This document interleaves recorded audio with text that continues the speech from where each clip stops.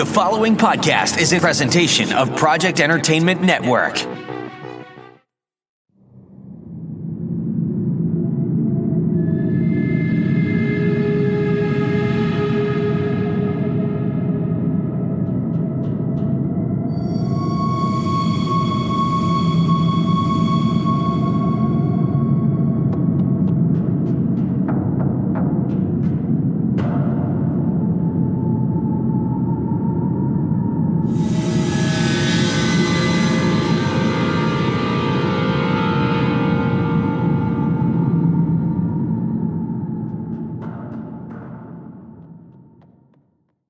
Welcome to Staring Into the Abyss. I'm your host, Richard Gerlach. With me, as always, is Michael Patrick Hicks. Hello.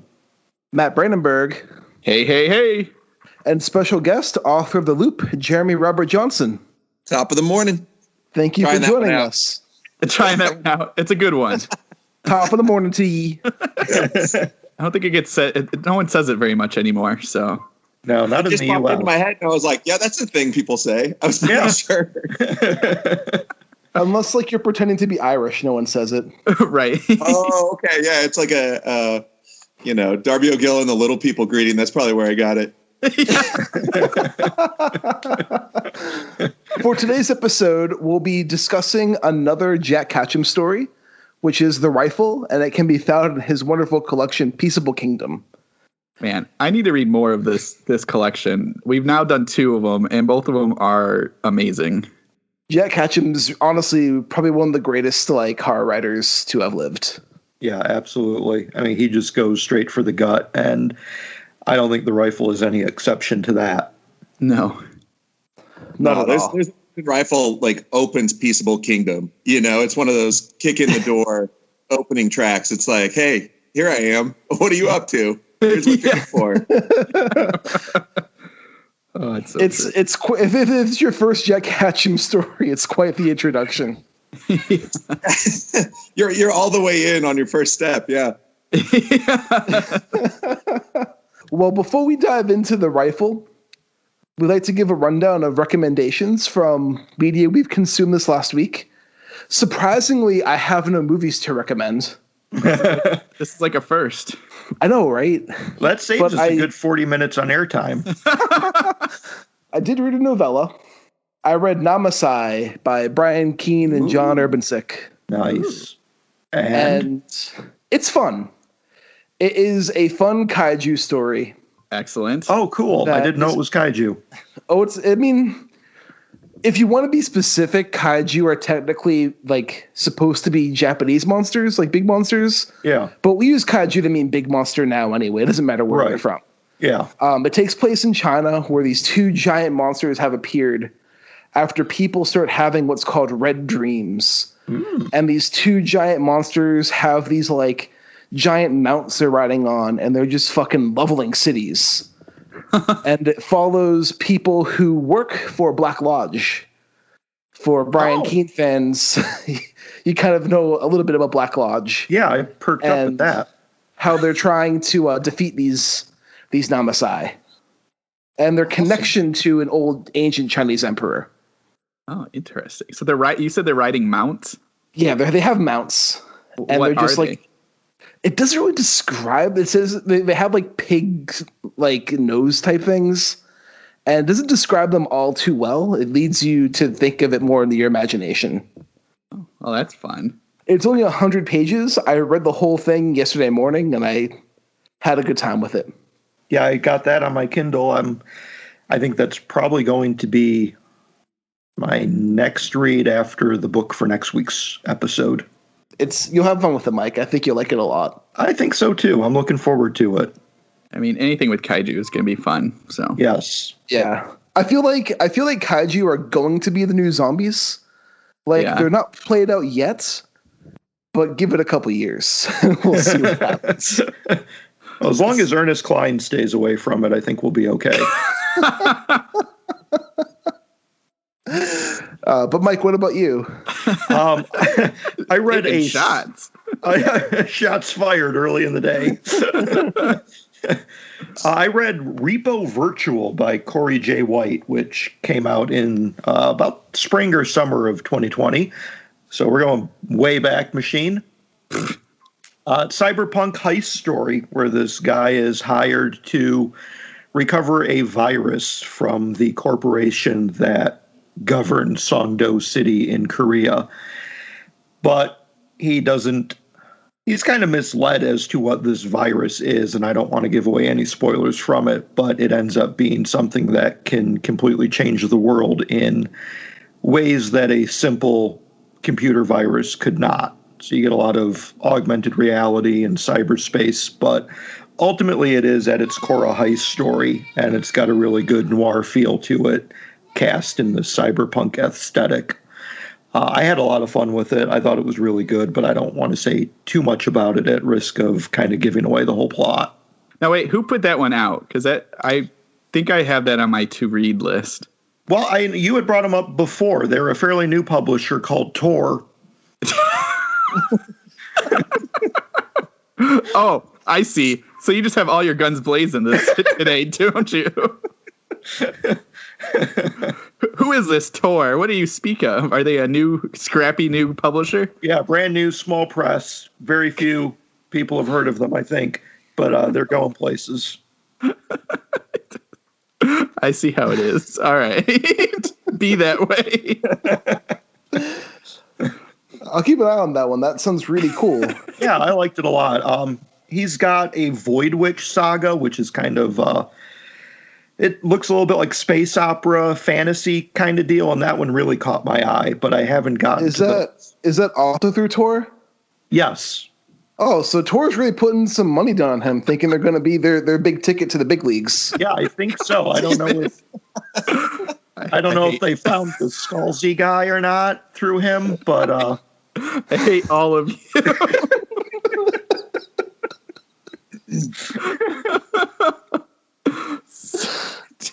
Damn it.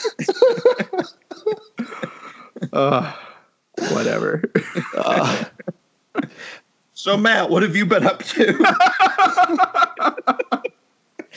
Son of a bitch. Well, I continued on and might as well just cannot pronounce her name again. Villimey Mist. I read the second book in her Nocturnal series, so Nocturnal Farm. This one picks up 6 months after Nocturnal Blood, and we have our main character, Leia. Her brother is taken while in Amsterdam, and so now Leia has to partner with the two one vampire she likes, one vampire she hates, and has to go over there. And the world is now, at least a vampire world in this Nocturnal kind of series that she's building, has doors are wide open. There's hunters now. There's different factions that are doing different things, and I guess in Europe for this vampire world, they have farms in which they kidnap humans and then drain their blood. So the big plan is that the brother is probably in one of these farms and they got to go find it. It's really good. It's funny because I had mentioned this past week that I finished it, and she had kind of said, well, get ready for the second one because it's a little bit slower, but it's got a little bit more in-depth story to it. And I don't want to say it was slower than Nocturnal Blood. I think she spent this one, maybe she realized that she was going to do more, because the first one ends kind of in a good spot where it didn't need more. So I think now that she is planning on expanding it, I know she's got a third book coming out fairly soon. And so she kind of introduced more. It kind of built the story out more. So maybe that's what she's a little nervous about, is you're kind of expanding the story. So you got to spend a little bit more time with like what the vampires are doing and how all this stuff kind of works together. But I didn't think it was slow. I enjoyed kind of getting that view into this. And again, she perfectly captures a character with OCD and crippling anxiety. This character, there's a lot of things that she does that it makes sense, but you're mad that she's doing it because you're like, oh, come on, you can, you have these vampire friends, use them, but she's dealing with all the issues that she is dealing with. And so it makes sense for her choices. It's just, you want the best for your characters, and you don't want her to get in trouble, and she's making herself get in trouble. But it's a great book. I like this one a lot. And the ending is kind of similar to The Rifle, in which happens and you're just like, holy crap, why did this happen? And so definitely worth checking out if you get a chance. I would say both of those books are great. And I'm not sure exactly when the third one's coming out. I'm assuming it's going to be 2021 at some point. I know she's been kind of shopping it around to see if she can get somebody, but otherwise I think she'll just publish it herself. So yes, if you're into vampires that are not sparkly and not friendly, this is a good one to start reading. Those look really good. I have them on my Kindle, but I need to get started on those soon. Yeah, you should definitely check it out. They're fun, they're fast. I read both of them pretty quick, and just because, and not quick because they're a short book, but just because you kind of want to know what's happening, you're kind of always left needing a little bit more. And so you're like, well, I can read another chapter before I go to bed, or I can read another chapter before we start recording this podcast and stuff like that. So, well, I have winter break in a couple weeks, so I might read them then. There you go. It's good. It's a good book to read. Jeremy, do you have any recommendations from last week if you've watched anything or read anything? I've been slowly watching the Righteous Gemstones, which is like the latest Danny McBride, Jody Hill series on HBO. I've been going through the first season on that one, and it's pretty raw. Like everybody shows up to just kind of be, I don't know. It's as mean spirited as all the rest of their stuff, but when the humor hits, it really hits, and it continues the like long tradition of Jody Hill projects of just having as much unpleasant male nudity as humanly possible.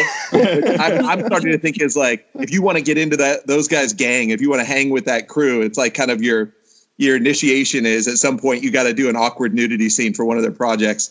Because it's epidemic there, but yeah. So enjoying that, any Jody Hill project, like they're always hyper uncomfortable and like I said, kind of mean spirited. So it's not always you got to know the person before you recommend that stuff to them. But I have fun with it. I finished the whole season for Righteous Gemstones, and that whole season's hilarious. Yeah, I think it's almost I've been laughing more than with Vice Principals and Eastbound and Down. So for whatever reason, it's hitting all the spots for me. Yeah.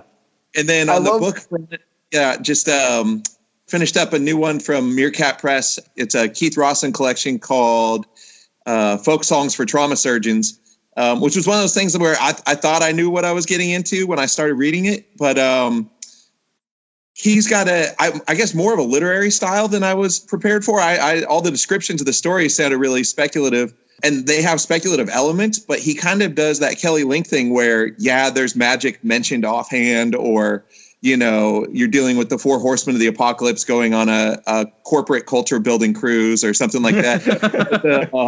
It has what I call like zoetrope endings. A lot of the stories, they end on an implication for the emotional arc rather than ending on a plot point. And so I've kind of found that fascinating. It's a really unique mix of kind of magical realism and, formal experiment.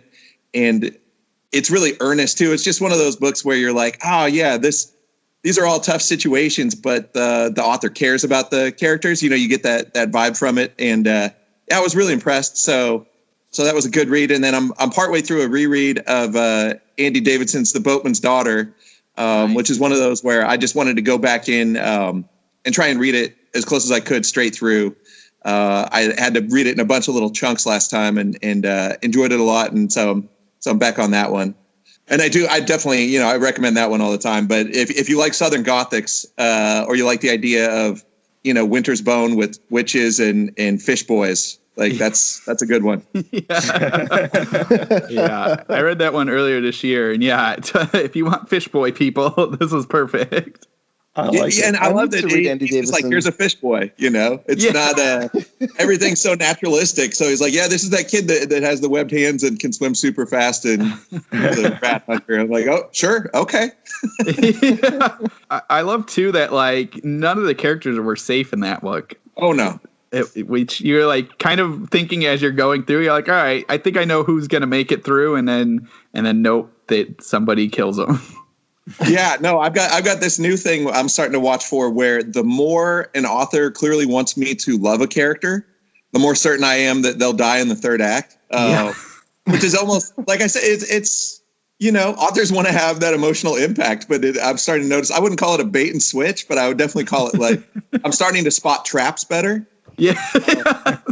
These traps that are being mounted to toy with my emotions to make me feel invested in their made up story. Yeah, right. They're trying to Game of Thrones it on you. Yeah. A little bit. Yeah. But I just wanted to point out one thing, at least for Righteous Gemstones, like, is the first episode I had to pause it because I was in tears when like the video gets leaked of Danny McBride's character like doing coke with hookers. Yeah. And his little brother sees it. He's like, "What is this?" And Danny McBride's like, "It's a fucking party. Don't you know it's a fucking party when you see it?" Yeah, he goes for the gusto every time, dude. That show, I recommend that show, but you're right. It's hard to find the right people to recommend it to. People keep describing it. I mean, my people that were like, "Oh yeah, have you watched the latest one?" And they're like, "Dude, it's so raw." And I was like, "What does that mean?" And then you start watching it like, "Oh yeah, okay." The sister too. There's this one scene where they're suggesting that they like try to torture information out of somebody, and the sister, does this little tiny note where she's like, "Stick it in his butt. Stick it in just a little bit." Like, like clearly an improvised line, but it added so much to her character's like really bad impulse control that it's perfect little note, I will also say, even though we're recording this in December, it's probably going to come out, I think, in February or maybe early March at this point. Yeah, I think March is what we're eyeballing. I have decided to be festive, and I'm halfway through Season's Creepings by Ronald Kelly. Ooh. Oh. Which is Ronald Kelly's Christmas-themed short story collection. And these stories they're really good so far. Oh, that's good. I've read the first 3, which is Jingle Bones, which is about a boy who begs his mother to buy him a cardboard skeleton that he decorates for Christmas. And his stepfather is beating him, and he keeps on asking the skeleton to give him a happy Christmas. Oh, no. And something happens after that. Oh, wow. And then there is The Skating Pond, which is about a boy who, when he was a kid, his brother went skating on this pond. He heard the pond ice crack. He ran to save his brother, but when he came back, the ice was solid and his brother was gone. And the same thing happens when he's older with his daughters. And what happens after that? And then there's the last one I wrote was Depravity Road, which deals with a family who makes a pit stop and walks into a murder house during Christmas. Oh, fun. Always a plus. It is. The stories are fun. They're kind of fucked up, but it's a good ride. And I also just got. So I've been collecting Delibus paperbacks, and I was in a bidding war for 3 Brian Hodge books. I lost 2, but I won Death Grip. Nice. So I just got Death Grip the other day. I'm excited to dive into that. Now, in a bidding war, how much did you go up to with that? So, or do you want us to know? Yeah, let's dig into your finances a bit here. If it was going over $20, I wasn't going to pay it. Okay.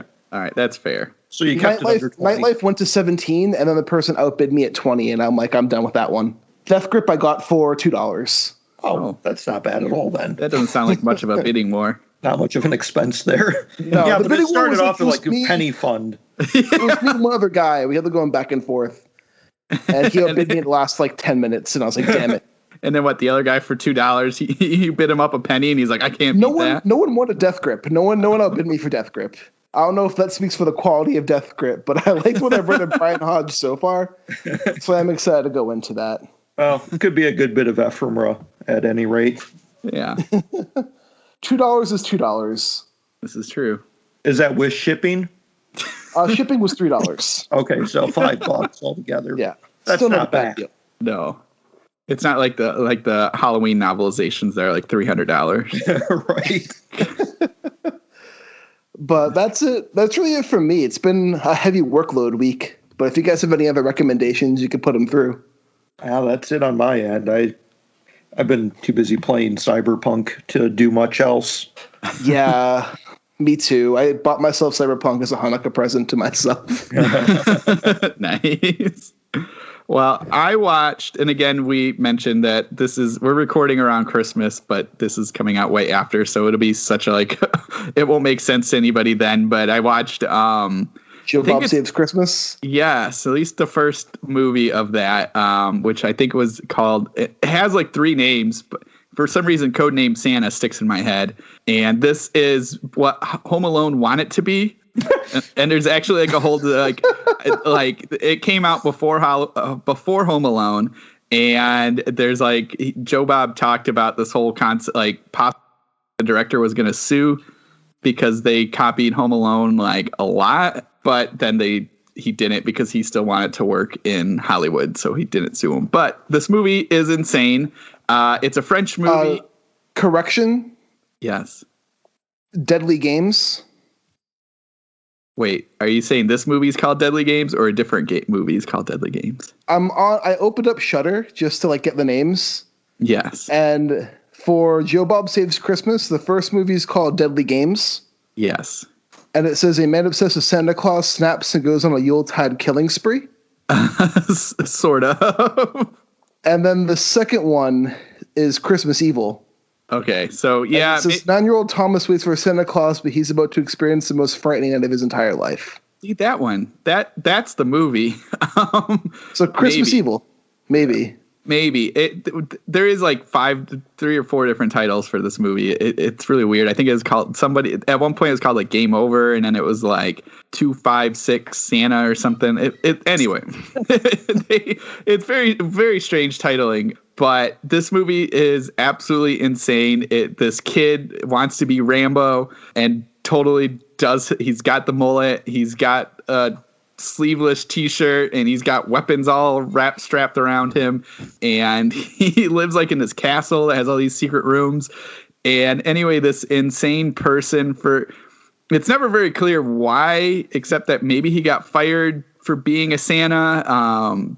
It doesn't matter. All that matters is he comes to the house, and then the kid starts building traps, hardcore traps. You think Home Alone or what we watch Better Watch Out, you think those traps are bad, but this kid's making frag grenades, and he's he's got knives, he's got flaming gasoline pits and stuff like that. So he's a little bit of a no joke when he comes to killing off this crazy Santa. It was a lot of fun. Definitely. It's funny because I watched Home Alone right before watching it, and there are a lot of similarities in it, but it's a lot of fun. And I know we're way past Christmas, so just look for it next year and add that to your Santa evil list. I still think of the paint can scene in Better Watch Out. God. Yes, that was terrible. That whole movie, I haven't watched it again. I'll just leave it at that. I just want to briefly interject to note that rigging up trap sequences are among the most satisfying sequences in film history. Yeah. I agree. feel like Wes Craven had a real Jones for it early on. He's got a couple movies that have those, First Nightmare and Last House has got the trap riggings. But and even one of the most recent James Bonds, he's setting up this old mansion. It's just such a setup and payoff scenario. It's it's fun to watch anybody rig up a bunch of traps because you're well, we get to see those go off. How unpleasant would it be if there was a massive trap rigging sequence and then none of it worked ever? Exactly. It would be like that part in Lebowski where he rigs up the door jamb in the wrong direction and then they just walk in. It would be the biggest thing of blue balls a movie ever gives you. Yeah. Check out all these sweet traps. Anyway. That's so funny. You bring it up because I was just thinking that too. It's with Predator when he sets up all the traps in the forest. There is a scene like that too where because in Predator he sets up that log with all the knives and then the Predator goes around it. There's a scene like that too in this where the tables get turned and the trap goes against a boy and so it's like the opposite of blue balls. It gets you that other thing where you're oh crap, this kid, it's not going to work. But yes, any trap movie is amazing. No, the thing about trap sequences in movies are really once you watch them set up the traps, it's just the most fulfilling thing to watch them go off.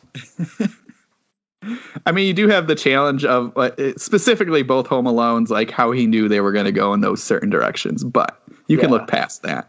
And I think also that's one of my criticisms of Better Watch Out is you don't really see him set up the traps. Yes. It's just like, oh, here's a bunch of traps that are already pre-planned. Yeah. And it's not as satisfying. But also the kid's a little shit. So like I think you're supposed to be mad at him the entire time anyway. He's an absolute shit. I know my opinion might have changed a little in that podcast, but the more I think about it, the more I hated that kid in the movie. He's not a kid you really look up to. You know? No. Actually, this is a funny segue because it totally kind of works with our story. I was going to say the same thing. It would be like if the kid in the rifle grew a little bit older and had a babysitter. During Christmas. I think it's a good segue to move over into the rifle. When I was talking to Jeremy about coming on the podcast, it was either between the rifle and what was it? Father, Son, Holy Rabbit. Yeah. And I was like, well, we've done Father, Son, Holy Rabbit, so let's do the rifle. But these are both like fantastic stories. But what made you gravitate towards this Ketchum story, Jeremy? I think it's on my top 10 short stories of all time. And most of them, for whatever reason, have something to do with parenting. And that was before I was even a father. For whatever reason, those were the short stories that resonated with me the most. Maybe because the relationships are so fraught and so intense from the beginning. It's kind of preloaded with that emotional intensity. You know, in a way, I mean, Father, Son, Holy Rabbit is like a story about sacrifice and survival and trauma. And this is kind of the other direction. It's more about preventing trauma or it is for the mother in the rifle. It's a story about sacrifice too. You know, there's that moment in there where she talks about this time, the tears are for her, for what she's realized she's about to experience and the long winter of it afterwards that she knows is coming. So I don't know. That's the kind of thing that just always resonates with me. And it opened up, I think, another collection of his Exit at Toledo Blade Boulevard, which was actually my first ever Ketchum book. Alan Clark put it in my hands back in the late 90s and was like, oh, you need to read this book. He was emphatic about it. He was like, before we speak again, you need to read this book. And so yeah, I dove in. And so it was actually my first experience before I'd read Off Season or anything else. And so, yeah, you guys were just talking about what an introduction to a writer, too. It's no holds barred and so elegant and such a lean, kind of perfectly executed. Like there's not a sentence I would cut, looking at that and all of the sentences that are supposed to land. And there's these little grace notes. It's just a story I love. Automatically, when somebody brings up short stories, it's one of the first ones I think of. So it is a fantastic short story. Like my Ketchum introduction was The Box. And looking back at it now, I think The Box is a great story. But I went into The Box only knowing that Ketchum was infamous for like really gory, like gritty, like stories, and The Box is not that. Right. So I was kind of taken by surprise by it. But the first Ketchum novel I like dived into was Off Season. Yeah. And that's like a go for the throat. Like that was an experience. As they say, a doozy. Yeah. Yeah, absolutely. Off Season was my introduction to Ketchum, and I was hooked right then and there. It was like, okay, this is an author that I know I'm going to be with for a while. And then I read The Girl Next Door, which was a huge kick in the teeth. I mean, we had a bonding experience over that novel, Mike.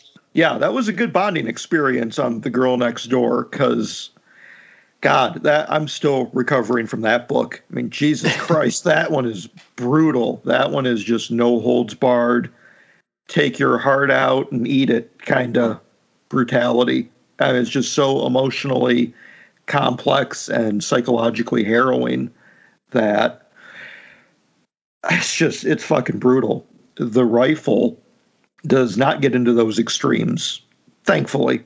But it is also just as harrowing and psychologically fraught for being only a handful of pages. And this thing is really short, but very, very gripping and powerful. Well, and it's such especially the beginning, it's such a small concept of a mother just cleaning the room and happens to find a rifle in the closet. Which she knows she didn't give her son. Yeah. He's what, 10 or 11? 10. Really quickly, yeah, this story begins with her discovering a rifle that he has stolen from his grandfather and has hidden away. And there is a round chambered in the rifle. So he's either used it or has plans to use it. He's also got a bit of a history with arson and theft. And he hides out in this little clubhouse he has in the woods. And she goes to track him down to ask about this gun in his closet. And what the fuck is he doing? First, we'll say spoilers. If you haven't read the story, read it, because we'll be discussing. And the ending, it does deserve a warning of spoilers. Yes. Yeah. But I love how he walks us into more. So like we get the rifle, she finds the rifle, and then we kind of get a little bit of backstory of her dad, so the boy's grandfather, how the mom passed away, and so they kind of talk about spending time there and just kind of getting you there, and then kind of describing the rifle and how it's old. So you get like, you're not sure where this is going. You kind of get really stepped into just this initial reaction, which, you know, as a parent, I don't have a 10-year-old, so I couldn't talk about that. But even like kind of as a kid, you know, you will hide stuff from your parents, and you're assuming that like initial reaction is exactly what's in the story of like, what is this? Where did this come from? So it's kind of a real reaction. But then we slowly step into, oh, this kid is really lucky because he keeps finding lighters on the ground, or he finds a Sega Genesis game,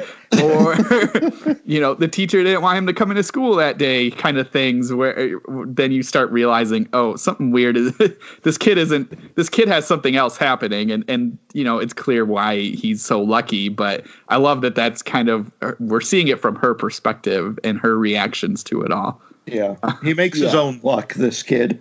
Yes. All the different little tiny, you know, how he starts to lace in the kind of building the case. It's like the Kaiser Soze thing. It's like all the little tiny details that build up to the end revelation are laced in subtle enough that, you know, like the arson and the impulse control and the fact that he only cares about disincentives that take away things that give him, you know, like impulsive pleasure. And the different little conflicts, like it's like a template for, you know, describing a psychopathic child. Like the only thing barred is, you know, that she doesn't think about his issues with bedwetting. Like that's literally the only piece of it. But it's done in a subtle enough way that he's not giving away the whole game in the first half of the story. You know, so when it does finally come together for the mother, you know, when she reaches her kind of final state of revelation, he's put enough of it there that her decision and the certainty with which she acts feels, I'm not going to say justified, but you can understand how the character gets there. Yeah. I thought he did it really, really beautifully, you know, and that he did the voice of a parent. Like I literally have a 10-year-old boy right now. So, you know, rereading this story was a serious experience. Yeah. And, you know, it is, you know, you always worry, you know, about nature or nurture, you know, what affects them, how can you protect your child? How can you help your child be a decent, happy human being with the least amount of suffering? What can you do for them? And yet you see these behaviors and you're like, how do I reconcile that with who I am and who they are and what I want for them? But my other kind of thing that I noticed this read around that I didn't in the past was the mother's relationship with nature and her stoicism, and how he kind of used the phrase wintering more than once. You know, that idea of all humans face these periods in their life that are these winters that have to be endured. And for her divorce, you know, she saw as part of a natural cycle, that she'd lost her mate and now she was in the winter of that divorce. And that, you know, these revelations about her son are another winter she has to face. And I thought there was a real kind of grace to that was so specific to the character and that character's understanding of the world that I appreciated, that made it, that displayed why she did what she did and why her pragmatism is based in what she believed was just the nature of this child. You know, there's a piece in the Atlantic from 2017 called "When Your Child is a Psychopath," by Barbara Bradley Haggerty. And I've read it 5 times now. It's one of the most fascinating nonfiction articles I've read in forever, talking about the people that work with these kids who've been diagnosed with, now they're trying to rebrand it as empathy disorder because they feel that the term psychopath is in essence, more, it's a branding that comes with a stigma versus acknowledging a neurological condition. The shrunken gray matter in these kids and the issues with their amygdalas and the issues with dopamine regulation.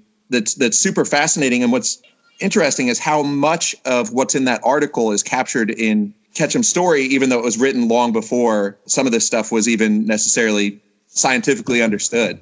It impressed me even more this time around. Yeah, I was wondering that too, as like they're describing all the, especially at the end when they kind of find the clubhouse and they go into the clubhouse. I was wondering that too, like if that was a thing at the time, like if that stuff was kind of coming out regarding, like you said the bedwetting, and you kind of said this article too, where we kind of have this template almost of what we assume, or like when we look at famous serial killers and kind of what they've done, and these certain steps always kind of are in play. And so I was wondering if something had come out around that time and this was his response to that.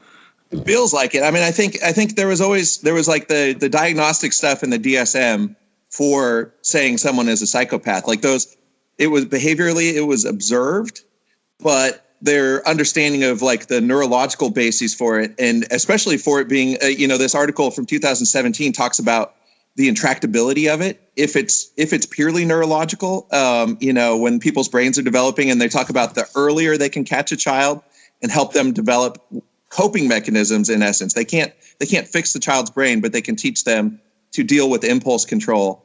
The mother kind of makes that decision, and she's like, this is intractable. The nature of this child is in essence broken and will only cause pain to others, Yeah. And there's people working, at these centers, trying to work with these children who are diagnosed, with empathy disorder and callousness. And they say the same thing. They're like, the best we can hope for is to stop them from murdering people. They'll see these kids go through recidivism and come back, and they're like, you know what? All they did was, beat a couple people, and now they're back in here, and I'm calling it a 7 out of 10. And it was actually a pretty good trip out into society for them, and they work with all this behavior stimulus control, where it's like, they told this kid if he stopped throwing feces at the guards and attempting to rape people, that he would get baseball cards. And his drive to win these baseball cards started controlling his behavior. It was all about reward. It was all about like rewarding his hyperactive dopamine system with some form of stimulus that he wanted enough to control the other behavior. And so it just, I don't know. I mean, kudos to Ketchum for sort of, elucidating maybe that this was more biological and less about nurture than we wanted to believe all along. Yeah. I feel like with Ketchum's writing, he's someone who writes really with like a lot of empathy. Yeah. And like each of his stories has a lot of heart to it. Even if he's writing the grisliest shit you could read, like there's still a matter of like heart and empathy. And he seems to understand like the human a condition. lot more than you think he would.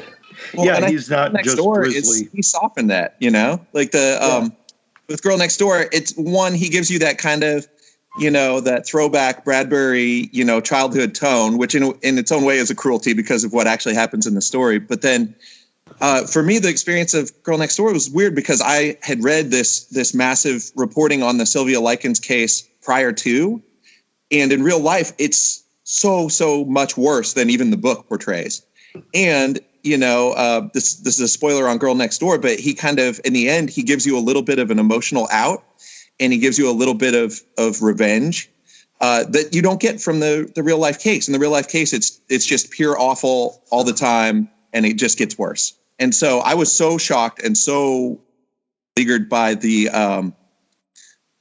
reading about the case itself that when I came to read the book, it was almost like a reprieve. It was brutal, but it was a version of it that had some kind of grace. And it's almost like that empathy wouldn't let him take it all the way to the hilt of what actually happened. I don't know. Yeah, it's weird to look at The Girl Next Door and think that for all the awfulness that he captures in that he did actually pull his punches compared to what really happened, which is just mind-blowing in and of itself. The amount of depravity that Likens exhibited was just, it's chilling. That anybody could do that. It's just repulsive and sickening. I don't even know what else to say about it. It's just no, you got it right. It's not one that requires like deep analysis. It's work, you know. Yeah, I mean, it's like you look at pictures of World War II and the Holocaust and everything that the Nazis did, and it's like, okay, here's one person that's all been distilled into, and this is what she did with children. Yeah. But I think going back to the rifle as well, like you also like with some aspects of the story too, when the mother goes down to the clubhouse and the first thing, like she knocks on the door and her son's reaction is just, go you away. never come here. Yeah. His son's like, go away. You never come here. And she's like, well, I'm here now. And also despite like the son's like psychopathy, he also seems to be like a sociopath as well, where like he's always getting his way no matter what he does. Yeah. Well, yeah. And they even talk about that with the friends in quotes. Yeah. She's like, he doesn't really like try to get friends. It's all these people just glob around him. He's a loner. He's kind of being pulled into these groups despite his own inclinations. Right. Which I think then ties into exactly some of the things like they talk about. Again, he started a fire behind the church, and he did that with a friend. And what they then said was, well, these other two kids had it out for us, and that's why they're saying we did it. So it just kind of helps kind of cement that where, if somebody can help him do something, i.e. his friend, then he's going to do that. And if not, he knows how to kind of like work it to be like, oh, it was somebody else and they made us do this. Or he steals candy and he's like, oh, I was looking at comics and I forgot I had it. And it's just, he's always kind of got an out. And which she mentions, she's like, well, now this rifle is actual proof he can't work his way out of this. But I also think too, Jeremy, you had mentioned like the nature and her connection to mother's connection to nature. And there's a part where they mention she was raised on a farm. And so she's seen, everything, birth, death, sex, how everyone reacts. And that's kind of like her mindset is just like, well, this is just the way nature is, which I think kind of makes sense for the ending too, is she just, nature is what rules things more than nurture, at least in this story. She's like, I can try everything, but that's just a way of the world. The animals do these things, and sometimes you have to put them down. 100%. Yeah. That note, of having her view everything in that natural way, but still, and then those little tiny asides about the emotions that she knows are to come, and that brief moment of tears after she sees what's actually in her son's eyes, or the absence of what's in her son's eyes. And so those emotions are present, but her reason and her understanding of the natural world overrides that almost, and it is that sense of just putting down a mad dog, saying this is a broken animal and it will not function in the world. And in this case, it happens to be my son. It's so tragic. And I also think it's interesting. Sorry, Mike. It's just, I saw this and I had to say it is there's a comment about the father and she's like, well, the father pays child support, but that's about it. And I think this ties into some of our earlier podcasts we've talked about with other stories, is the comment that he says is like, oh, well, he's just being a boy. That's just what boys do and it'll pass. And it's kind of an interesting thing to kind of look at. And I mean, you see that in everything of like, well, boys will be boys kind of thing, or like, well, he's just a bully and that's what bullies do. And all these different, and not saying that this kid is a bully, he's not, but he's psycho. And so like, it's kind of that. And I'm wondering if that's kind of why he put it in there. He's like, yeah, you can think that, but that's not a good way to do it. Or again, that's just nature. And he's saying, well, as a boy, this is his nature, is to do these terrible things. I thought that was an interesting comment. But anyway, Mike, you can speak. Well, I was just going to say she has tried other methods of helping her son prior to getting to this end point. she notes that therapy hasn't worked. Punishments haven't worked, like taking away his PlayStation didn't do shit. You know, and he turns around and just steals a gun. She's constantly seeing these levels of escalation to him. Like he started off with some petty larceny, being punished for that didn't do anything. So then he goes and starts a fire, and then being punished for that didn't do anything. And now she sees what he's been doing in this clubhouse when she finally gets the door open. And I think at that point she realizes that if he's just going to keep escalating, like there is no stopping this. This is who her son is, and she has to deal with it. And she does. Yeah. Yeah. And I think, too, now that I'm looking at it more and more, there is so much with the nature kind of concept in the mother. When she's going up, she gets her arms are scratched from all the like branches and thorn bushes, and pollen is making it hard for her to breathe and all these things. And even the clubhouse was kind of taken over by weeds and all this stuff. So, I didn't notice it the first time reading it, but Jeremy, I think when you pointed that out, it's just like, it's there. He's really telling us like, this is nature. Yeah. And the hostility of nature, the hostility and the brutality of it. And that this is how this functions. And so you're going to try to understand this on a human level, but if you view it the way this particular character views it, you can understand what she's done. Because at first you're like, why do we need to know so much about her sinuses? Like, but it's here. Even the plants, the weeds, the burrs, everything is assaulting her, and it also just kind of increases that. It makes it a little bit ominous, but it's funny that. You can see we're talking about 3 sentences, in the whole story. The story is so elegant and comes with such a simplicity of tone and all that, except for every once in a while, he has these poetic flourishes about, like to find the closing sentence. And there's these moments where you're like, damn, this is beyond even the elegance of this. There's some really beautiful phrasing, that kind of belies his literary roots, regardless of how dark and pulpy his horror impulses go. There's always those little notes in there too, where you're like, holy smokes, he really just nailed this to the wall. So to speak. Sorry. Realized that as it was coming out of my mouth. Yeah. Yeah, the kid was an artist.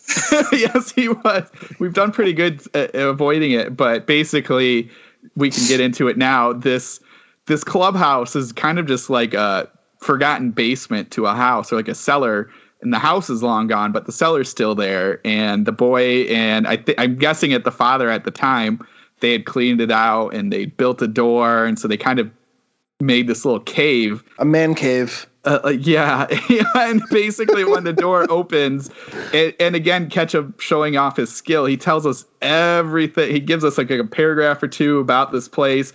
We don't see what's happening, and then it slowly turns into all these animals nailed up against the wall, nailed to the wall.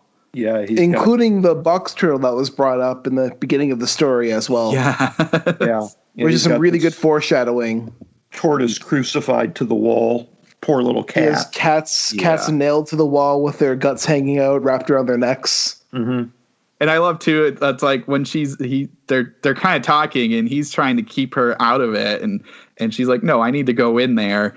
And he says, "Well, it's just my stuff." And then like the next page, it's like in italics, his stuff, and then that's when you find out what it all is. But yeah. I just love his like slow build of that, where it's like a whole page and a half of like about the smell, and it reminding her of galleries in Scotland and England, and like hunters' galleries, I should say. And it's just all these things that she's like running through her head before we get and see what it is. And his eyes are just watching to see what her reaction's going to be, which is just creepy. Yeah, these are his trophies. They're his. It's his collection. And if you want to take the nature examination even deeper, I mean, this kid has built a cave in the earth where he's a hunter. Hides the bodies. Yeah, he holds his trophies. He's made his little killer's den underground. And after she sees this, she still has the rifle in her hand, and she realizes, like, this is the path that her son is going to go down. And eventually she realizes that her son's going to move from animals to people. And there's nothing that we can do about it because everything else she's tried has failed. And it's just in his nature. It's his natural path of progression. And she needs to make a decision, and she decides to stop it by shooting him in the eye with the rifle. Yeah. Yeah, one of her last reflections of him is, Ketchum writes, her son was 10, only 10. She saw all the years of his life ahead of him, so many years, so much death to come. And then talks about treatment, and then she says, treatment's not going to work. Yeah, treatment hasn't worked. Nothing has worked to this point, and this is what it's led to. Yeah. He's gone from theft and arson to animal mutilation and killing. It's just a path he's going down, and and it needs it to be does stopped before it gets worse. It does play into also what we know about serial killer methodology and how they start as children and grow into this lifestyle of a killer into adulthood. I think, like Jeremy said, I mean, the only thing that's really missing is an examination of his bedwetting, which is probably there, just not maybe pertinent. The bedwetting is always bigger with the cannibal guys too. The abuse by the mother and the bedwetting are a huge part of the cannibal grouping for whatever reason. That one really slides in. Interesting. Yeah.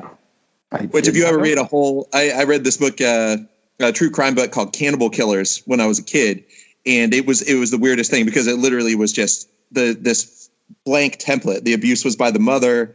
The bedwetting, arson, and animal abuse started young, and then there you go. The rest of their life was ahead of them and played out pretty much, the same, except for their other, everybody had Kemper, or everybody had different derelictions. The other thing you were talking about, him studying his mother's face, and I thought this article from 2017, they talked about one of the problems with the lack of development in the frontal lobe on some of these kids who have the empathy disorder is that their inability to recognize and process human emotions by reading faces makes it so that they're not understanding what's happening. And they interviewed this one kid, and they were showing him a series of faces.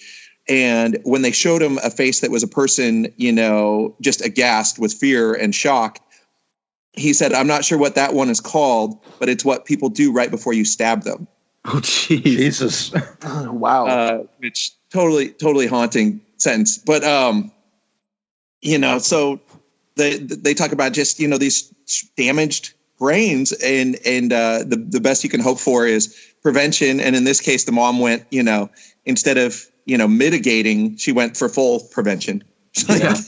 Like, all right, put her foot down. Yeah. I mean, what I was supposed to say earlier, the joke I had was when I talk about people going back in time to kill baby Hitler, this woman would definitely do that. No hesitation. Yeah. She'd line up a series of babies. She'd be like, "Well, this guy's not." Be like, you guys got to. I have this list of babies, and that's what always was it that Ryan Johnson one, Looper, where he goes back and one of the people he takes out happens to be a child when he takes them out. And I just remember looking over and seeing my wife instantly disengage from the rest of the entirety of the film, and I'm over here in my seat, having read The Rifle, kind of like, well. Yeah, I mean,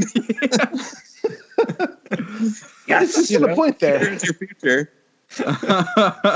I want to see the baby. Yeah, he shows us the last couple paragraphs of again her thought on nature, or at least you can see what she's been trained and what she's been trained in with the farm, because she's just like, well, I got to return the rifle. I'm going to have to call and say he's missing. Maybe they'll find him, and then they'll find all the stuff. And it's so just this methodical. Just well, I know these are the steps I got to do, but at least I kind of did it. And it talks about her having her question of how did it happen, which I think is interesting because a couple pages earlier, she's like, was it in the womb? Was it, when I was feeding him? When did this thing, or did this happen? When did this change happen into this boy? Yeah. And it's just a really interesting kind of like, again, look at the nature versus nurture kind of thing. Yeah. It kind of reminds me like this is a really like fucked up, heartbreaking movie and book, but kind of like we need to talk about Kevin. If you guys have seen that movie or read that book, where it's like after her son has killed these people, she's looking back in her life of like, how did this happen? How did this get to this way? And this woman's thinking about that after she notices the animals on the wall. See, I was just thinking this is Ketchum version of Old Yeller.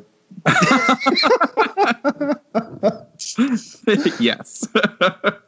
Yeah, but Old Yeller started out sweet. Yeah. It did start out sweet.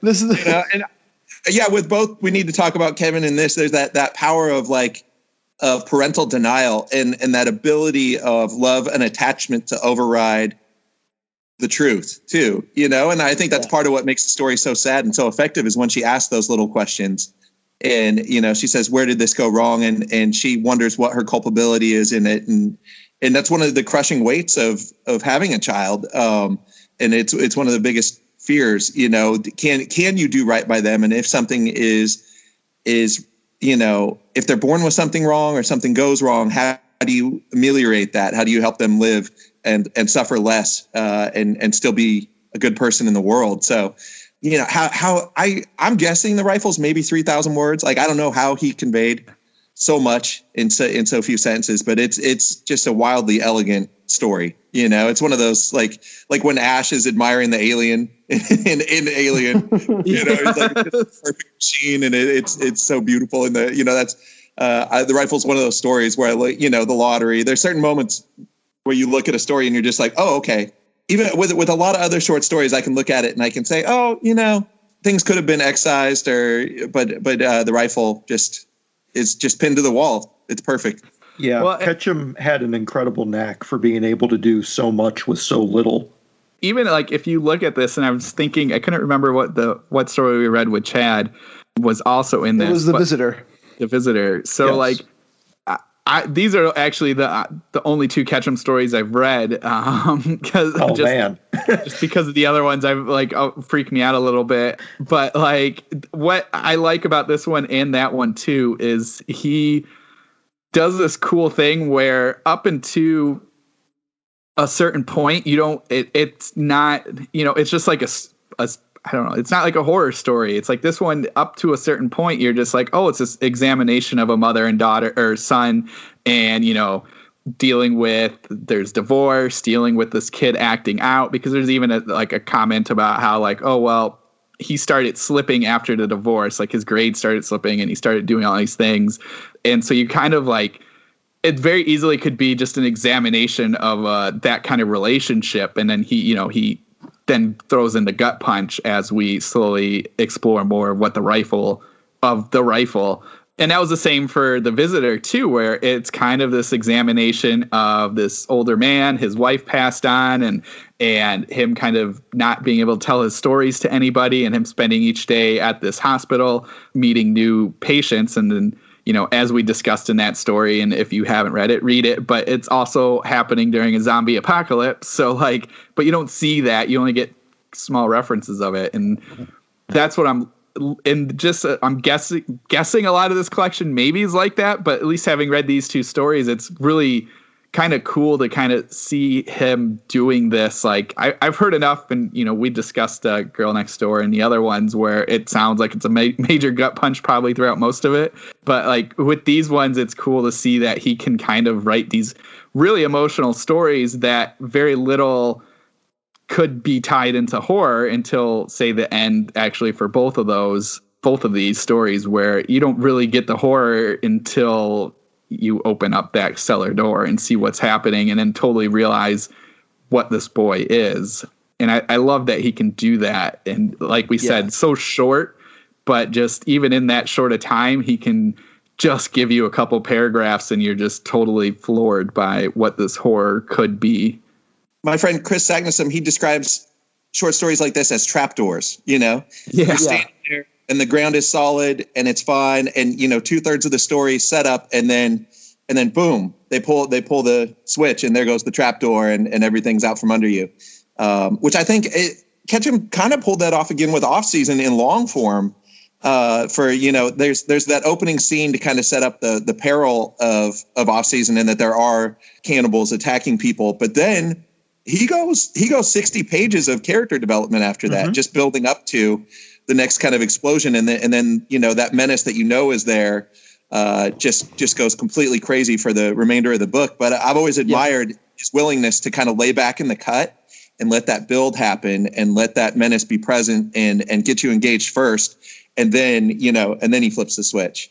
It's also the same in his book Hide and Seek, where Hide and Seek goes the majority of that book without any of the horror elements happening until the climax. And the whole book is just character development. And then once that climax hits, it's bam. Ketchum's a master at that. And even this one, just the way he's able to just convey emotions with a single sentence.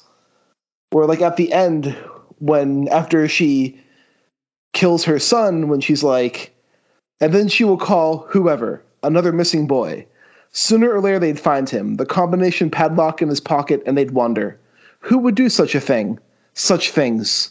Those things on the walls. My God, how had it happened? It was a question she would ask herself, she thought, for many great seasons after, as spring plunged into sweltering summer, as fall turned to winter again, and the coolness of the heart and mind set in for its long, terrible duration. And I think even more when she's talking about her failed marriage. It is a line that comes just as forcefully looking at her relationship with her son, where she looks at love as being a contract you sign knowing that someday the signatures might fade. Yeah. Yeah. I mean, that's a hell of a sentence. That's just one small line, but it's perfect. It's a perfect sentence. It is. Yeah. It stands out so vividly and powerfully. It tells you everything you need to know about this woman and how her relationships go. Yeah. And I was thinking about the divorce element is she talks about starting to see more of this behavior, and the struggles of a single parent just for time management, just to try and be there for the child. Because that's another thing about these psychopathic children is opportunistic crime. And he really lays that out is that now that he's a little more free range and has, without the presence of two engaged parents, taking up his time, now there's a little more time and there's a little more opportunity. And he sees these chances to feel something, to get those triggers that make him, have those moments of excitement.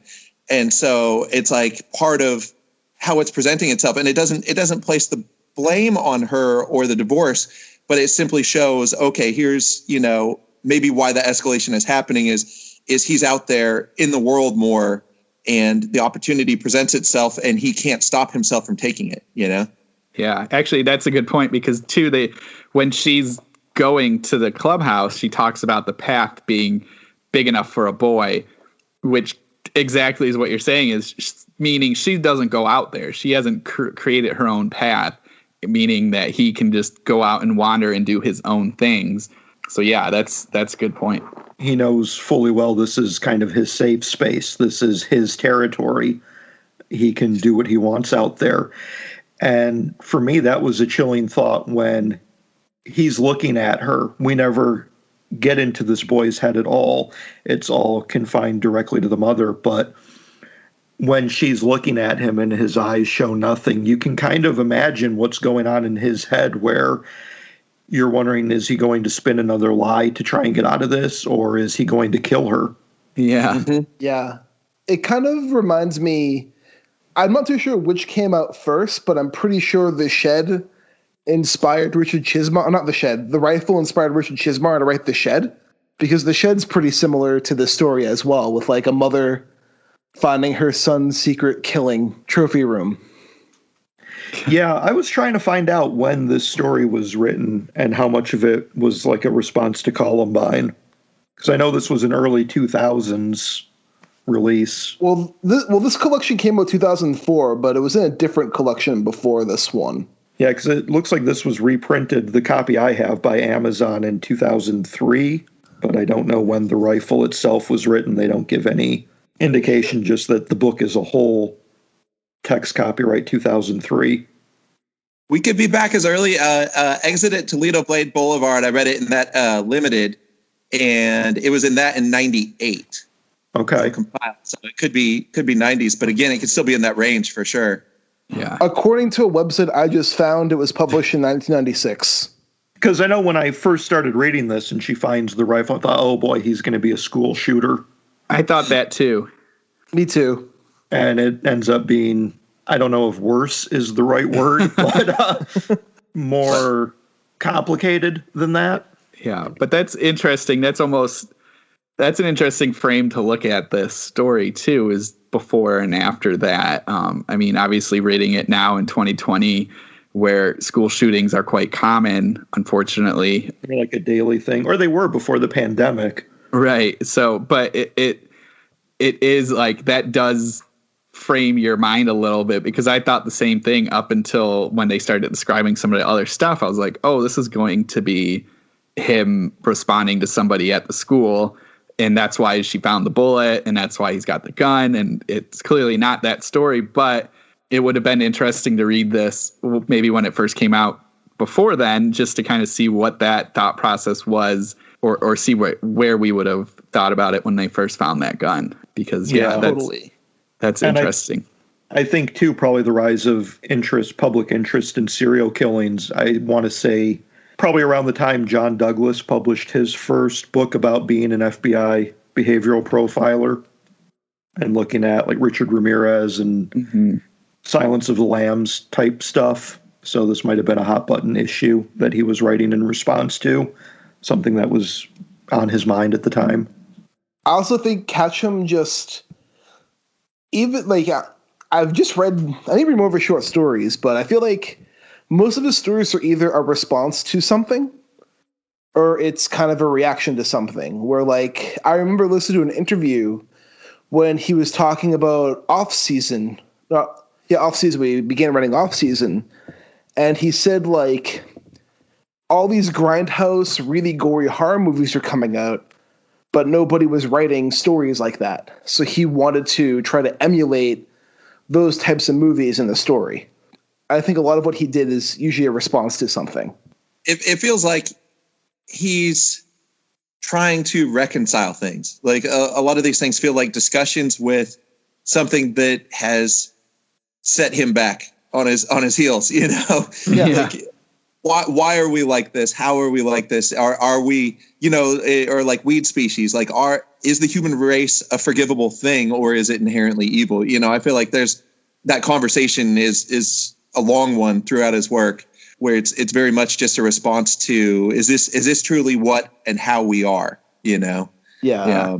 How animalistic and how much control do we have over ourselves? And is this always how we will be, you know? Which again, people talk about that empathy, and there's a warm-hearted sense to it, in that he wants you to feel hurt by what's happening, and he wants you to feel shocked and disgusted. It's not what, because sometimes I get a more of an exploitation feel from, you know, what they describe as extreme horror, you know, and Ketchum gets lumped into that grouping. But I think it's his intensity of empathy that and his willingness to do characterization and his prose. I mean, there's a lot of things that separate his work, and I think it is that long conversation with can we be more? Can we be better? We're aware of so much, and yet we're so out of control as a species. And I think there's a kind of beauty to that. And so sometimes when I see people casting aspersions about the misogyny and violence and grotesquerie of his work and stuff, I'm just thinking to myself, well, they're not seeing through the surface of it, you know, to the emotional core of his work. I'd agree with that. Yeah. Like, I remember 100%. I've only read Girl Next Door once, and I'd probably never read it again because it's just too much of an intense book to go through a second time. But I think, like, a lot of people on the surface level will see it as, like, him exploiting a real-life tragedy, whereas the novel's kind of him trying to make sense of what happened, as well as him trying to get revenge for this girl who was never able to get revenge in her own life. And there's a lot to say with that book that he's trying to do, but I feel a lot of people can just see a surface level of him trying to exploit a real life tragedy for a book when there's a lot more under the surface that's happening. Yeah, absolutely. I mean, the most notorious chapter is that one sentence, where he's like, listen, you don't need to know, you don't want to know. And that one sentence implies so much that it's, almost more disturbing. You can never say he's working with kid gloves, but there is a sensitivity and intelligence to his work that feels like much more than exploitation, even when I will say towards the end of off season, the sausage making sequence and it goes pretty far into pulp territory. Like he definitely was like, I don't know, I run with this. I was listening to Off Season as an audiobook when I first experienced it, and I was on a treadmill just listening to the sausage make. It's like 3 pages long on text. I mean, I can't, I kind of get from an editorial perspective why they were like, do we need this? Like, you clearly did your research, but do we need to make human sausage for this many pages? Oh my God, that sounds horrifying. I will say though, I know his original publisher made him change the ending, and like the re-release version with the original ending is much better. Yes, in that sense. But no, I do think he definitely was a little bit self-indulgent in some of the scenes in that book. He has his moments, but like I said, he spends 60 pages, giving you the interior life of these characters before things go bad, because I think he does want you to care that terrible things are about to happen to them. He doesn't set them up as a, pure archetype. He's letting you relate, especially, a little bit of his bait and switch, but the first character to go is the one he gives you the most of the emotional life of, which I always found just knocked me sideways when it happened. I'll still never forget that when that character gets dragged away and he describes her like back being dragged over the broken glass of the window. Like I still cringe when I think of that line. Yeah, just the window exploding in, and finally and then once she's hanging up and the knife goes in. I lost it, man. I was like, okay, now I understand this book's reputation. It was just, and then I was like, and I still have 2/3 of the book to read. So, oh my God. Yeah, you don't want it to have. That's the fact of it is by the time that stuff starts happening, you don't want it to. And I think that says something his interest in his characters and his sense of life. I think Matt needs to read more Ketchum. I guess so. We'll see. I don't know if this all codifies as like endorsement or warning. It's both. Column A, column B. A little bit of column A, a little bit of column B. But even with like Ketchum just trying to like his stories as coming to terms with some stuff, have any of you read his like super short story Gorilla in My Room? No. It's in his last collection. But like he released it, I think, in 2013. I want to say the story itself. It's just a really like microfiction story. And after he passed away, it kind of takes on a different meaning where you realize like he kind of wrote that story after his diagnosis. And it was him trying to come to terms with it. Where it's just like, there's a gorilla in my room. I see it every day. And like, I need to come to terms with this thing that's impending my life. Wow. And I feel like a lot of this stuff works that way where he's trying to have a discussion with the reader about like a heavy topic while he tries to come to terms with it, and maybe sometimes have a little fun along the way. But I do think he was one of the best, and you can tell he's having fun along the way too. Like his cameos and if you've seen the movie for Offspring, he has like a small cameo in it. Doesn't he play the cop in one of them? He does play the cop. He also has a cameo in Ed Lee's The Big Head movie adaptation too. Okay. Header. He has a cameo in Header as well. So like he's also trying to have some fun along the way as it comes to everything too. Well, by all accounts, he had a very fun life. He wasn't a very dour sort, Not at all. I think one of my favorite fun facts about Ketchum is he was Lady Gaga's proofreader when she was writing essays in high school. Well, because aren't they like, isn't he her godfather or something? Yeah. Yeah. Or I think so. Or I know like her father and him would drink at the same bar a lot, and that's how they knew each other. Yeah. That's crazy. He had such an interesting life. Oh, he did. And he had an interesting life. He had a long life. And thankfully, even though he's sadly not with us anymore, he has a long body of work that is still celebrated and will probably be celebrated as long as it's still in print. It should be. If it isn't, it should be. That's true.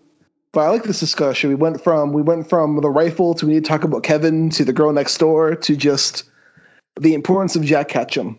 I don't know. The rifle, it was the second Jack Ketchum short story I read, and it's definitely one of the ones that sticks with me the longest.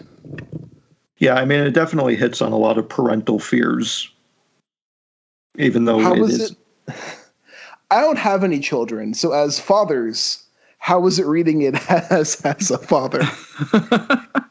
I mean, it does have that element. My children are young. They're not in double digits yet, age-wise. But, there's always that question of, am I doing well enough by them as a parent? Are they going to turn out right? Does any little single action that I did, is it going to fuck them up for the rest of their life? Like, Yeah. He was no pressure, misbehaving. Though. No, not at all. No pressure. It was like he was misbehaving. I got my temper kind of lost control. I yelled a little bit loud. Is this going to have any long-term repercussions? Like, did I just scar him for life? Yeah, that definitely, you do question everything you do after you've done it. Yeah, it's definitely one of the more harrowing things I've done in my life is have children. It's like every day is just, there's a fear that goes along with having children and letting them out into the world, and is a fear of what could happen to them and a fear of what they might grow into, a fear of whether or not we've done enough to help them, if we've fostered enough into them to be men of integrity, hopefully, or have we kind of sidelined everything? Did everything we do just completely turn to shit by mistake? It's like King Midas in reverse, or are we going to be okay? Are they going to be okay? There's a lot that goes into having children. Yes. Yes, there is. Correct. Yeah. No, I was more impressed by it this go round because of how well the story hit on parental fears and how well it portrayed it and that struggle, and it does such a fine job for a person who hadn't had those experiences. It was extra impressive, just showing his reach and talent as an author to get inside these characters and to portray it well. I think I appreciated it even more. I don't know. And then I just to echo, basically, Michael got it all right.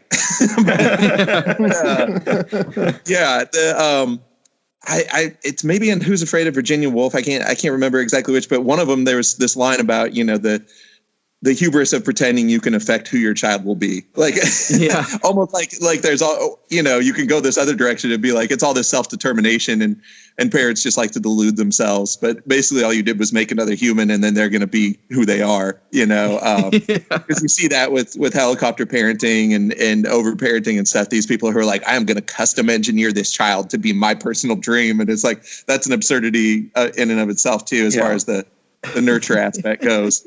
That question. So it can be really, really claustrophobic, that attachment, the idea of the child is, and all of its behaviors going forward are utterly my responsibility. Or, you could take a real laissez-faire approach and be like, I don't know, I kept feeding them and clothing them. Now they're going to do what they're going to do. Right. Yeah. Yeah, it's like the whole helicopter parenting. It's like, you're going to custom build this child. It's like, I'd be happy if they just put their fucking shoes on the first 5 times I asked them to go to school. Like, you're going to try and rebuild them from the ground up. Good fucking luck, lady. I can't even get them to sit down for dinner. How are you? It's there's not a lot of steering. No, definitely not. Once they realize they have, free will and all that stuff. Yeah, they're little Tasmanian devils that just let loose. Yeah, at some point, it's more just there's a lot of hope and there's a lot of tricks. You're like, what tricks work here? In the rifle, she was out of tricks and she knew it. She had no hope or tricks left. Right. It's like the baby gates. Baby gates weren't to keep them safe. It was just to fucking corral them. It was, 100%. Okay, now we know where you are. We can contain you for 5 minutes. Oh, that's so true. I have 2 girls, and they, if you don't know where they are, they're doing science experiments in the bathroom, and it's ruining everything. Yeah. It's when you don't know. The second it's been quiet and you realize it's been quiet for like 20 minutes straight. Yeah. Like something terrible is happening. Yeah. I was just going to say that the scariest moment in a parent's life is when you have 2 toddlers and the house is quiet. It's like they have found something. Yeah. What are they? Oh God, what are they doing?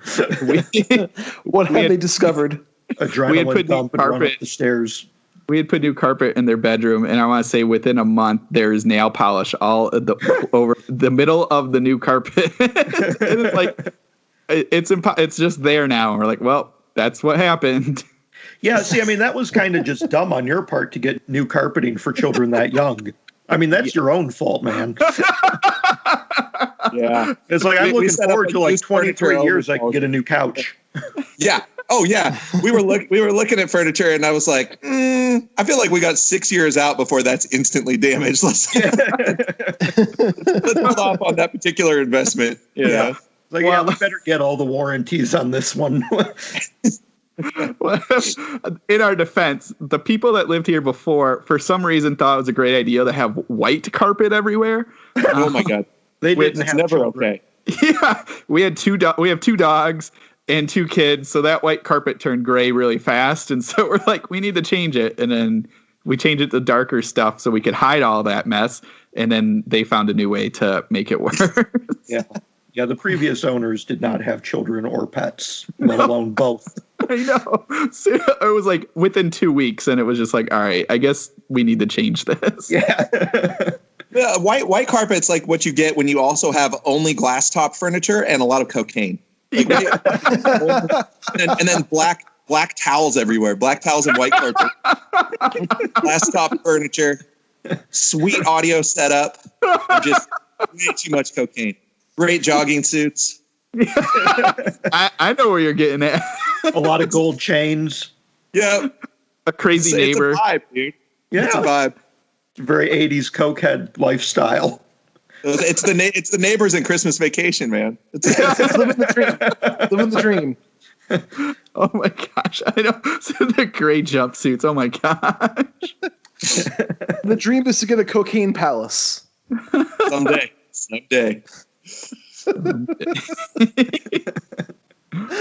Whenever I hear like a writer's a cokehead, I'm like, oh, how are you pulling that off? I was like, There's no way you have that budget. Like you're doing something else on the side.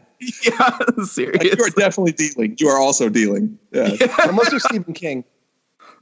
Yeah, well, that's how you get that. That's one how that explains itself. But the majority, I'm like, oh yeah. When I hear they're alcoholics, I'm like, sure, yeah. Right. Wild turkey, not expensive. You can buy some cheap whiskey for $5, and it'll get you through the next couple days. Even Philip K. Dick, was like methamphetamine, but he was eating horse food eating horse meat. So like horse meat's delicious. I'm glad I just wrote 15 books according to the pink triangle in my head. Amazing. Yeah, it's why if I were ever become addicted to anything, I'd be an alcoholic, because at least it's something I could work into my budget. Like, you can be alcoholic on the cheap. Like, you can't be a horse junkie and try and do it on the low budget. You can't be into heroin and cocaine and not have. I don't know. The homeless dudes who hang out by Boston Medical seem to tell me otherwise. Yeah, but they're doing a lot of side jobs to pay for it. Or I was gonna say, or William Burroughs. There's a lot of back alley handies funding their habit. Burroughs was on Grove, man. Burroughs and Selby had money for days. Grove was just pumping out. That, you know, they weren't competing with Netflix. Those guys were moving units. I don't know if you guys have ever seen the Selby documentary, but the guy I think the documentary about Grove, he was talking about how he would actually slow down Selby's royalty payments because he knew they were going to go right into his arm. You know, he was like, no, Selby was a fucking mess for a lot of his life.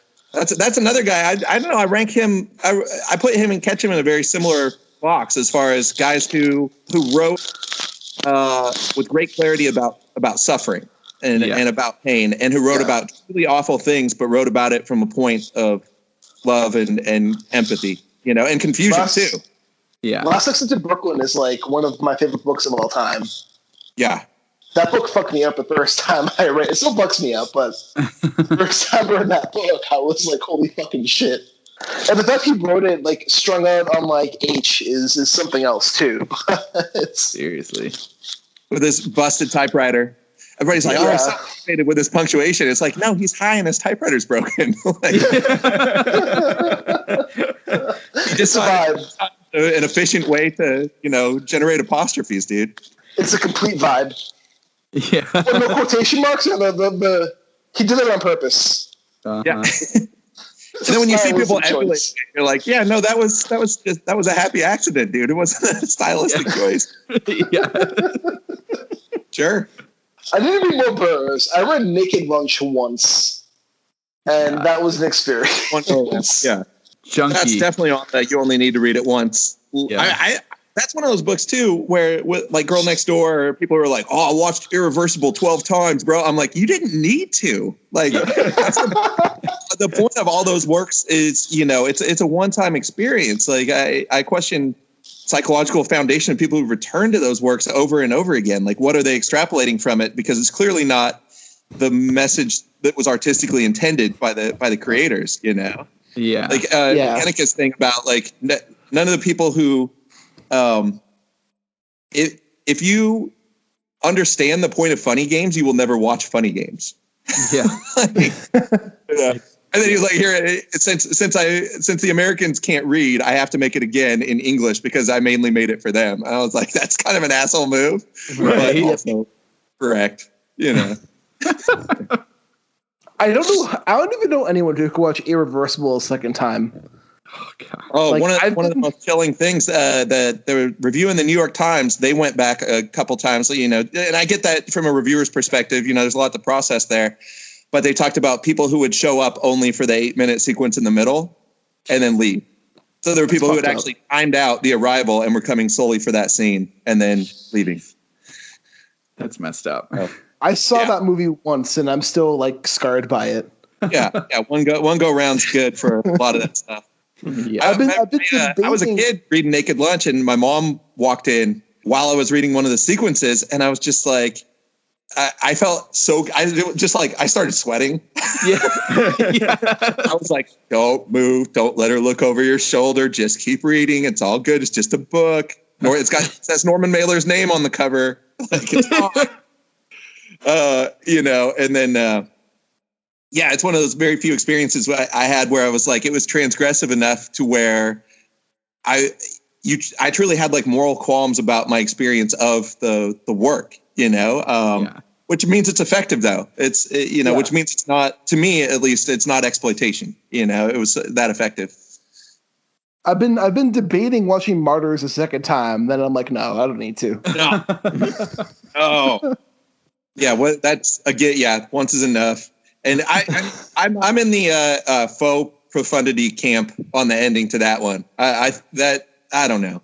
You know, people are like, oh, well, if you really think about the ending, it's so heavy and, you know, it's out itself and it's about, and I don't know. It felt tacked on. It felt like here's all this fucked up shit, and then here's this little twist that doesn't justify everything that came before it. You know, and I've read essays about that argument, and I still just, for whatever reason, because of the tone of the film, I don't buy it. It's a film I was impressed by on a technical level. What they pulled off and the whole kind of new French extreme thing is compelling to me. But the twist wasn't enough to bring me back around to that experience. I can respect that. Like, I was happy to revisit the rifle because the twist it makes it matter so much more, you know? And even the second time through, the story still packs a hell of a punch. Yeah. So thank you for having this story be one of your options, since we've already discussed the other one before. Totally. Yeah. I mean, I'll go back in. You know, if you guys ever want to revisit that Jones story, though, too, man, it's one of the few where, you know, I need another copy of the book because it's all highlighted. And every once in a while I hit a piece where I'm just like, oh, I'm gonna study this because it did just enough things just right to where there's something at play here that I want to try and learn from. And then it's one of those Jones pieces I just end up coloring it in with a highlighter. But it's like most of Jones' works, pretty much. He's so ineffably him, and his voice is so specific that trying to break that down is kind of a fool's errand, but it's worth a try. No, definitely. Totally. But thank you so much for sacrificing your morning and early noontime, or your morning, really. It's noontime for us, to spend some time talking about horror with us. Absolutely. No, it's my pleasure. Yeah, it was awesome. It was. And I know you have The Loop that's doing really well right now. Is there any other books coming out that you'd like to promote or let people know about, or any other things you want to promote? No, I mean, the Loop is doing its thing. I think it's starting to reach an audience that really gets it. And yeah, we've just been really happy with how that's going. People are rediscovering my old short stuff. Entropy and Bloom is finding new readers and stuff right now. And that's all cool. And then for next year, it's mainly just re-releases. During the pandemic, I've become kind of a homeschool dad. So I'm working all week teaching the fourth grade, which, by the way, is when math actually gets hard for the first time. So that's been great. I always wanted to be here for multiplication with regrouping and long division. Looking forward. And then to that. I'm back in college again right now too. So 2021 is primarily going to be re-releases, but definitely by June of next year, I'm going to try and have Skullcrack City and In the River back in print, and then all my weird short stuff that wasn't collected in Entropy and Bloom, which is, Entropy and Bloom was kind of the best of and was seen as like the pop crossover version of my work. And then all the really weird, unpleasant experimental stuff is going to be in a collection called All the Wrong Ideas. So yeah, it's just hopefully a chance for, my stuff from the past to get back out and get in front of people now that the Loop's getting some nice attention. So more of a re-release year. And then, got a novel germinating right now about basically economic terrorism throughout the world. And so, really fun, pulpy stuff. So, awesome. But yeah, just about how we enforce states of terror and depredation in other countries through economic policy. I'm going to try and turn that into a horror novel with monsters. So that's up next. But it's going to I'm notorious for like 3 to 5 year gaps between books. So for next year, it's just getting some cool old stuff back out into the world and then working on the next thing. Awesome. I'm excited for Skullcrack City to come back into press. I have the Lazy Fascist press edition of it. Ooh, yeah, there's only about 3,000 of those. That's a first edition, and it's become weirdly hard to get. So yeah, if I ever, you see my obituaries, then you're going to be able to move that thing for like pretty serious, maybe $50 on eBay. So get some cocaine money for it. Put it in a vault now. Save up. There you go. And we're going to listen again. Half a meal at the Olive Garden later. Yeah. Microwave butter. Yes. Hell yeah. Where can the listeners get in touch with you? Just basic social media. I got the world's worst website name, JeremyRobertJohnson.com. Super inventive.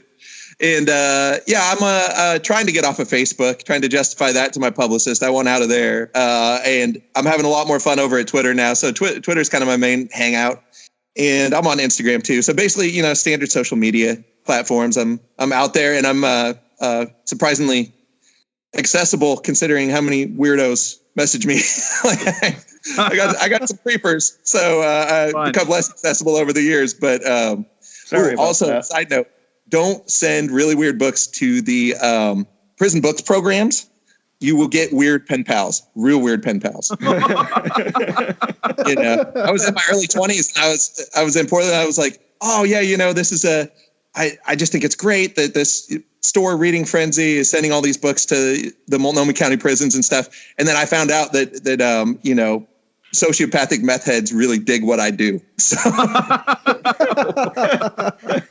holy cow, that's amazing. If you wouldn't mind being my mentor, here's 5 pages of short fiction I wrote in code because I don't want them to read what I just wrote. Wow. I'll send you the cipher later, that kind of thing. That made me feel a little less accessible. But Man, I thought we were niche. I got a weird market.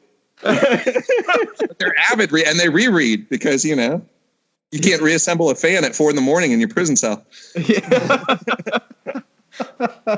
Hey, if it works, right? Yes. Any reader you can get, man. That's And Matt, where can listeners get in touch with you? Twitter, Brandenburg DM. And Mike? They can hit up my website at michaelpatrickhicks.com or on Twitter at MikeH5856. And you can hit me up on Twitter at Ruby53088. Make sure to give our podcast a follow at Into Staring. And be sure to comment and rate our podcast on all the streaming platforms we're a part of. And this is Richard Gerlach saying, keep staring. What if a storytelling podcast could be an interactive experience? Hi, I'm Mariah Powell, amateur author and creator of Hobbies Include Writing, and I'm openly inviting your opinions on stories I haven't finished writing yet. Launching with my original audio novel, Blood That Binds, visit hobbiesinclude-writing.weebly.com for more about the show and look for it on a podcasting platform near you. This has been a presentation of the Project Entertainment Network.